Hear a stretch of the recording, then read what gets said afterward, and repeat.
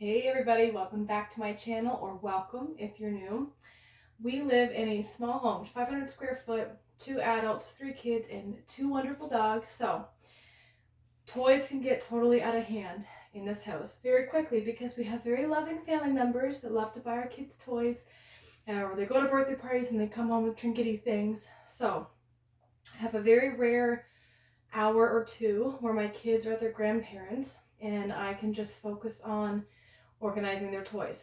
Now, I have followed Dawn from the Minimal Mom for the past few years, and I really have seen her methods proven to be true. The kids don't need a lot of toys. So my kids are ages 6, 3, and 1.5, and they know that we don't always keep all of the toys that they're given. They understand that I donate it, or if it's broken, I throw it out.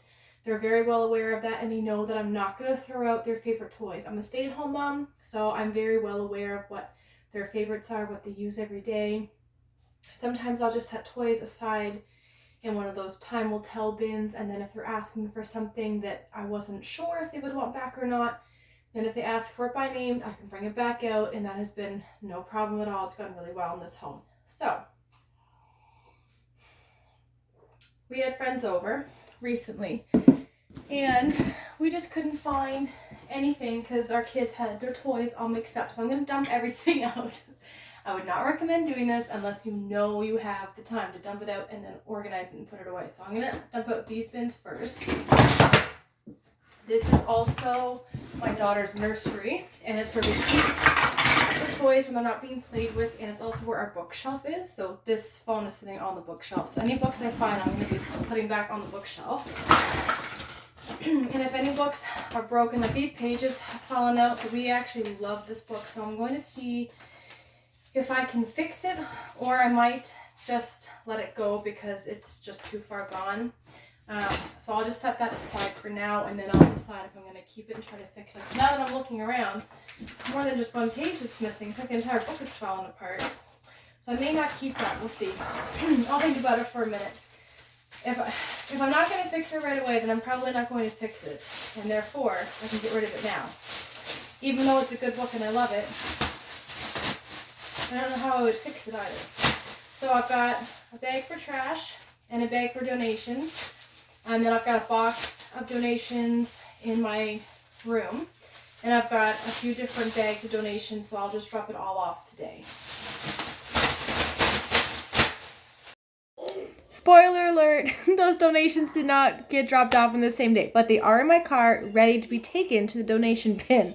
So one of the tips that Dawn from the Minimal Mom has is to put your donation items in a donatable box or bag. So I love that. Also, using like a black bag for donations is really excellent if you have them, because then other family members can't see something and go, oh, I haven't wanted that or touched it in 6 months, but now that I see you're getting rid of it, I want it. So there's an excellent tip that I would definitely recommend you implement in your household when you are decluttering or cleaning. Back to the video. Purple bin as well. My daughters. Stuffies I'm going to end up putting in here. So I'm going to dump this out as well. I cannot stress this enough. If you don't have the time to dump something out and then clean it right away, then don't do this method. I'm only doing this because I know I have a couple hours and I can dump it out and deal with it immediately. If my kids were home, I would just sort through the bin. I wouldn't dump everything out because it could create chaos. All right, train tracks. I'm going to put in this blue teal bin for my son.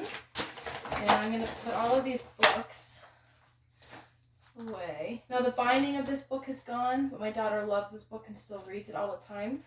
I'm going to keep that. Put it back on the shelf. I think this can be a very daunting task, so I would say if your kids are home, just focus on one bin at a time. When all my kids were gone, this was a little easier for me. It is amazing to me how random stuff accumulates in the kids' toy bins. I've got like cloth diapers hanging around. My daughter plays with those with her dollies. Are you saying hi? It's my baby saying hi as I'm trying to do a voiceover. There's just a lot of random stuff and mixed with the toys, lots of craft stuff, so I got that all reset, and finding lots of garbage, so just taking care of that right away. You can say hi. I think if you're able to involve your kids at least once in a while in the decluttering of the toys, that's really beneficial. My kids have been involved in that many times in the past. So I was having some really good momentum here, so I'm going to keep on going. I'm going to go to the next bin. I'm just showing my process going through things. My daughter loves her dresses, but they can get mixed in with other things. There was paint supplies in here, and then I found an entire pillowcase filled with socks. So I just stopped in, sorted them right away, and finished the job and threw out the mismatch that some people might hate that, say it's really wasteful, but my washing machine just seems to eat a lot of socks, so my kids just don't keep matches for very long, and I like them to have some matching socks at least, so I just threw out the rest of the mismatched. I kept the ones that I knew I had the matches for, and then I'm just finishing organizing out the different craft supplies. And in this bin, I'm just putting away everything that I am going to find a home for after, because it has a place where it belongs. It just doesn't belong in this room. So I'm keeping it contained in a container so that I can go and sort it later. All right, I was a little intimidated about this next box because I knew it was just a mess. I'm going to just sort out like the Barbies. I know where those go. And I'm just going to really go through this super quick. So cute how like the random Christmas stockings can be such a hit. The kids still love that. What are they even called? Kaleidoscopes? I'm not sure what they're called, but you look through it and it has all the different colors. They love that. My son loves his dinosaurs in his cars, so I'm putting those all back in his bin. I really haven't found anything to donate yet. It's mostly just been broken toys or like random scraps of paper that my kids have squirreled away, so I'm throwing that out. I'm separating the train tracks so my son can actually play with them, and getting my daughter's Lego blocks put back and away so that she can build towers with me or with her siblings. And that little yellow and red thing I have set aside because I'm looking for the flashlight that goes with it. And then if I can't find the flashlight, then I'll throw those discs out. But if I find the flashlight, then my son will be very excited and very happy to see that I found it. So it's so funny to me how dirt can get inside of these bins. It's so gross. So I'm getting that wiped down, and then I'm just hanging up the blankets as I see that they need to be put away and getting them out of the way. My daughter likes playing with them with her dolly, so they just tend to get all out and all down because her older brother and sister always get them for her, which is very adorable. So we're doing good. We're getting a lot done. I'm feeling pretty confident about how this is going. I hope that you guys are able to, find some inspiration here. It looked chaotic. It is really going well though. Now this big bin next, I was very intimidated by. It just is a disaster. Like, let's be honest, it is a disaster. But with these tools that I've learned from Dawn the Minimal Mom, I know and I'm confident that I can tackle this very quickly.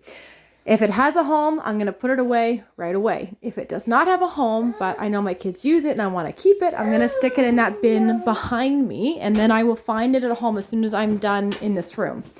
And then if there's any garbage, I'm just throwing it out right away. I'm not wasting any more energy or time keeping just garbage or these little teeny tiny knickknacks, except for this random purple thing. My kids adore it, so that random little knickknack thing I will keep because it brings them a lot of joy.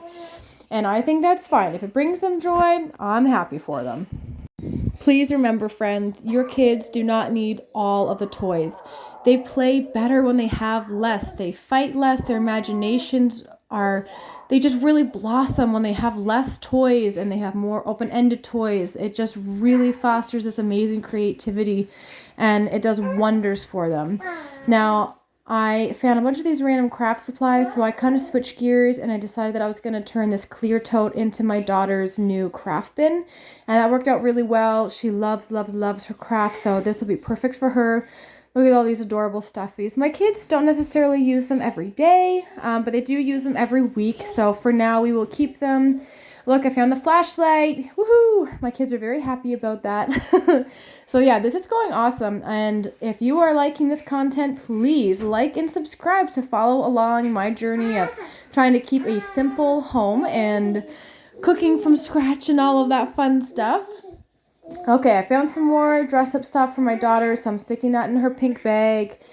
some more random Dolly and Barbie stuff. This little stuff is just never ending. So I don't keep all of it, but I will keep a couple pieces in case my girls want to dress up their dolls or whatever. A lot of times my 6-year-old is only interested in these things at other people's houses, but my younger daughter, she seems to really like the Barbies and the dolls, so I keep that stuff mainly for her. My daughter got these super teeny tiny pieces for her birthday, and they love them. So this entire process took me probably about half an hour, because after this video I went over to my other 2 kids' room, and they share a room. So I went over there and I cleaned up underneath their bed and tidied up everything in there as well. So when all is said and done, it was between 30 to 40 minutes, which is great. That's really not that long to spend on cleaning. I mean, if the kids aren't there. Obviously, if my kids are home, it takes longer than that, but I can still get a lot accomplished even with the kids there with me. Like I mentioned earlier, I mean, it is great if you can get your kids involved and kind of teach them how to value the things that they do own, to take care of them well. I think those can be really great things to instill in our kids. So we are working on that with them. I mean, they're young. It's going to be a work in progress, but that's totally fine. We can be patient with the kids. We can be patient with ourselves. Be kind to ourselves. Be kind to our kids as we learn to manage all of this stuff in such a materialistic world. Ta-da! I'm all done. That feels so much better and so much cleaner, and I will show you how it looks. There, empty tote. That bin normally has diapers in it. It's got like blankets and sweaters in it right now that I will put away, and I'll hang up the blankets there. Those are her dollies, and I don't have the books perfectly stacked, but the toys are sorted and it looks so much better. Thank you for joining me today, and I hope I will see you again soon.